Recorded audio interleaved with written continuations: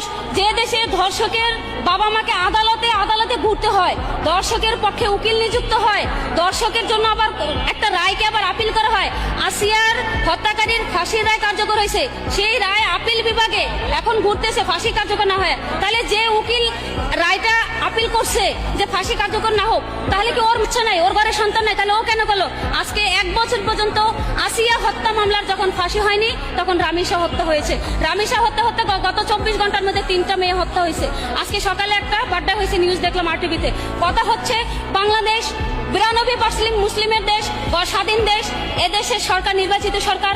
12 তারিখে এই দেশে সরকার নির্বাচিত হয়েছে, সুষ্ঠু নির্বাচনের মাধ্যমে এই দেশে সরকার হয়েছে। তাহলে সুষ্ঠু আইন প্রয়োগের মাধ্যমে কেন ফাঁসির রায় কার্যকর হবে না? বাংলাদেশের যদি সঠিক বিচার ব্যবস্থা থাকতো, এখন তো ঈদের বন্ধ না, রবিবার থেকে কোর্ট বন্ধ, আজকে পর্যন্ত ফাঁসির রায় কার্যকর করার সুযোগ আছে। শনিবার বাংলাদেশের সকল অফিস আদালত খোলা, শনিবার খোলা, রবিবার খোলা, এর মধ্যে ফাঁসির রায় কার্যকর করার কোনো ব্যাপারই না। 24 ঘন্টা সময় লাগে না। যে আসামি এজলাসে দাঁড়ায় জজের সামনে স্বীকার করে যে হ্যাঁ আমি খুন করছি, আমি ধর্ষণ করছি, তাকে কেন 10 দিনের রিমান্ডে দিতে হবে? 10 সেকেন্ডে কেন জজ বললো না যে ওকে এখন গুলি করে দেন, ওকে ক্রস ফায়ার করে দেন? ওই জায়গায় কালকে 4টার সময় এখানে রামিসার জানাজা হয়েছে। জানাজা একটা হবে কেন? জানাজা তো হবে 3টা।